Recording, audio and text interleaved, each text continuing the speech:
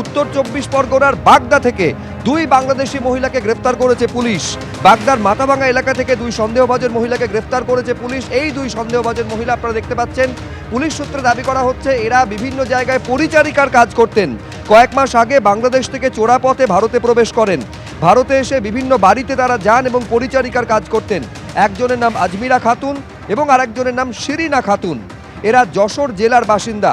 এখন কোনো আত্মীয় তাদের বাংলাদেশে অসুস্থ হয়ে পড়ায় দুজন ফিরে যাচ্ছিল বলে দাবি করেছে পুলিশ।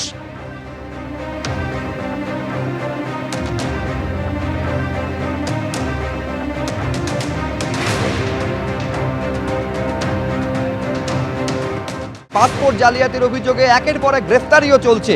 এই অবস্থায় পাসপোর্ট চক্রের ইতালি কানেকশন সামনে এসেছে। যে ব্যক্তিকে গ্রেফতার করা হয়েছে তার 10 বছর ধরে তিনি ইতালিতে ছিলেন বলে তথ্য সামনে আসছে। চাকদা থেকে গ্রেফতার করা হয়েছে ধীরেন ঘোষকে। 2007 থেকে 10 বছর ইতালিতে ছিলেন এই ধীরেন ঘোষ। অনেককে ইউরোপে যাওয়ার ব্যবস্থা করে দিয়েছেন ধীরেন। ধৃত মনোজ গুপ্তকে জেরায় ধীরেনের খোঁজ পাওয়া যায় বলে সূত্রের খবর। অর্থাৎ পাসপোর্ট জালিয়াতি কাণ্ডে ধৃতের সংখ্যা বেড়ে দাঁড়ালো 8।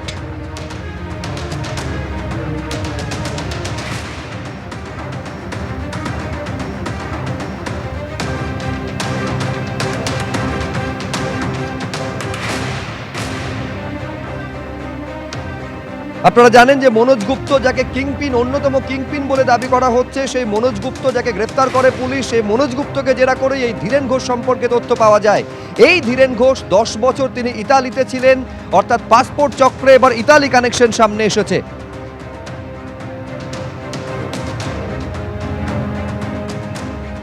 আরো বিস্তারিত আমরা এই নিয়ে জানবো, কথা বলবো আমাদের প্রতিনিধি পার্থ প্রতিম ঘোষের সঙ্গে। পার্থ, তার মানে তো ইন্টারন্যাশনাল র্যাকেট।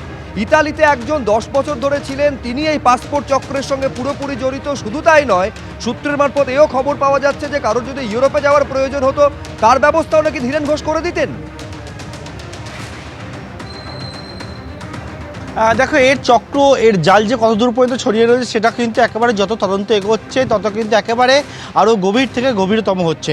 কারণ তুমি দেখেছো এর আগে যে গ্রেপ্তারিগুলো হয়েছিল, বেহালা থেকে গ্রেপ্তার হয়েছে পাসপোর্ট চক্রের কিংপিন বলে পুলিশের দাবি মনোজ গুপ্তকে, এবং তার পাশাপাশি উত্তর 24 পরগনা থেকে গ্রেপ্তারি ঘটনা ঘটেছে। কিন্তু এবারে ঘটনা কোথা থেকে গ্রেপ্তার হলো? নদিয়া থেকে গ্রেপ্তার হলো। অর্থাৎ কলকাতা পুলিশের এই তদন্তে নেবে তার জাল একেবারে বেহালা, উত্তর 24 পরগনা, নদিয়া, বাগদা, এই সমস্ত বিভিন্ন জায়গায় যে ছড়িয়ে সেটা কিন্তু সামনে আসছে।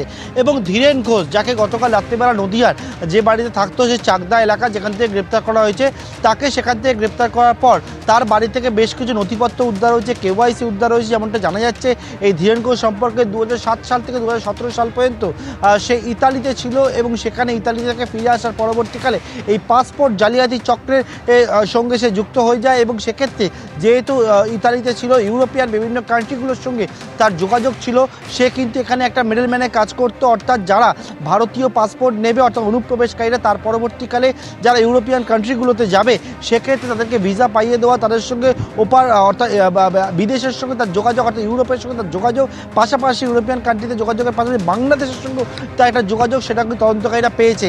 এবং এক্ষেত্রে ধীরেন ঘোষ, যিনি একদম একেবারে সাদা মাটা দেখতে, এবং সেক্ষেত্রে কিন্তু তিনি যেহেতু ইতালিতে দীর্ঘদিন ধরে কাজ করছিল, সেই ক্ষেত্রে তার নেটওয়ার্কটা কিন্তু একেবারে বিদেশে বিভিন্ন জায়গায় ছড়িয়ে রয়েছে। অর্থাৎ এই পাসপোর্ট কাণ্ডের তদন্তে একেবারে বিদেশ যে যোগ, সেটাও অনেকটা সামনে আসছে।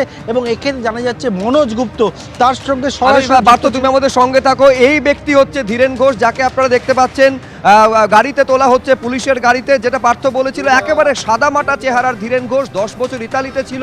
এমনকি পুলিশ সূত্রে এও দাবি করা হচ্ছে যে ইউরোপে যাওয়া শুধু নয়, ভিসার প্রয়োজন হলে তার ব্যবস্থাও ধীরেন ঘোষ করে দিতেন। এই ধীরেন ঘোষের শুধু ইউরোপ কানেকশন রয়েছে এমনটা নয়, পুলিশের দাবি যে বাংলাদেশ কানেকশন পর্যন্ত তার সামনে এসেছে। পার্থ, ধীরেন ঘোষের ছবি যখন আলিপুর কোর্টে সম্ভবত নিয়ে যাওয়া হচ্ছে, সেই মুহূর্তের ছবি দর্শকদের সামনে তুলে ধরছি। হ্যাঁ পার্থ। দেখো, একেবারে ধীরেন ঘোষকে দেখতে পাচ্ছ, পুলিশ কিন্তু নিজেদের হেফাজতে পেয়েছে এবং তাকে জিজ্ঞাসাবাদ করবে। এবং আগে যে বিষয়টা বললাম, এর পাশাপাশি তোমার নিশ্চয়ই মনে আছে সম্প্রতি বেশ কিছু জায়গার ছবি উঠে এসেছিল, সেটা হচ্ছে দক্ষিণবঙ্গ ফ্রন্টিয়ার বা উত্তরবঙ্গ ফ্রন্টিয়ার, যেটা হচ্ছে বিএসএফের মধ্যে পড়ে, যেখানে কাঁটাতারবিহীন এলাকা, যেখান থেকে অনুপ্রবেশের ঘটনা ঘটছে। এবং ধীরেন ঘোষ নদিয়া এলাকার বাসিন্দা, এবং সেক্ষেত্রে নদিয়ার একাধিক যে জায়গা রয়েছে সীমান্তবর্তী এলাকা, যেখানে কাঁটাতার নেই, সেখান থেকে অনুপ্রবেশ হচ্ছে এবং অনুপ্রবেশকারীদের সঙ্গে গোটা যে নেটওয়ার্ক একটা কাজ করছিল, তুমি দেখেছিলে যে সামনে সেই তথ্য উঠে এসেছিল। ছিল এবং সেই নেটওয়ার্কের একেবারে অন্যতম মাথা বা অন্যতম সহযোগী ছিল এই ধীরেন ঘোষ, তেমনটা জানা যাচ্ছে। অর্থাৎ যারা যারা আসবে অনুপ্রবেশকারীরা আসার পরবর্তীকালে তাদের সঙ্গে যোগাযোগ করা, তাদেরকে পাসপোর্ট পাইয়ে দেওয়া, তারা অন্য কান্ট্রিতে যখন যাবে সেই ব্যবস্থা করে দেওয়া, সেই কাজটা মিডলম্যানে কাজ করতো কিন্তু ধীরেন ঘোষ, তেমনটা জানা যাচ্ছে। এবং ধীরেন ঘোষ যদি নদিয়া থেকে এই কাজটা করে থাকে তাহলে এই পাসপোর্ট তৈরির কারখানা বলা যেতেই পারে সেটা বেহালা, দক্ষিণ কলকাতা। অর্থাৎ এই মনোজ গুপ্ত যে অফিস ছিল সেই অফিসের মধ্যে এইরকমভাবে পাসপোর্ট তৈরি হতো। অর্থাৎ পাসপোর্ট, ভিসা, এই যে চক্রটা, সেই চক্রের জাল যে কত দূর পর্যন্ত বিস্তৃত রয়েছে সেটা কিন্তু এখনও তদন্তকারীদের সামনে একেবারেই স্পষ্ট নয়। একের পর এক গ্রেপ্তারি হচ্ছে। ধীরেন ঘোষকে নিয়ে মোট 8 জনকে গ্রেপ্তার করলো লালবাজারের গোয়েন্দারা, এবং এর পিছনে আরও কে কে কীভাবে যুক্ত রয়েছে, কতজন আদৌ এরকম পাসপোর্ট পেয়ে গেছে, গোটা বিষয়টা যত সামনে আসে তত কিন্তু চমকে দেওয়ার মতো তথ্য সেটাই কিন্তু উঠে আসছে। নিঃসন্দেহে চমকে দেওয়ার মতন তথ্য উঠে আসছে। চমকে দেওয়ার মতন আর কোন কোন তথ্য উঠে আসবে এই ধীরেন ঘোষকে যখন নিজেদের হেফাজতে নেওয়ার পর জিজ্ঞাসাবাদ শুরু করবে পুলিশ।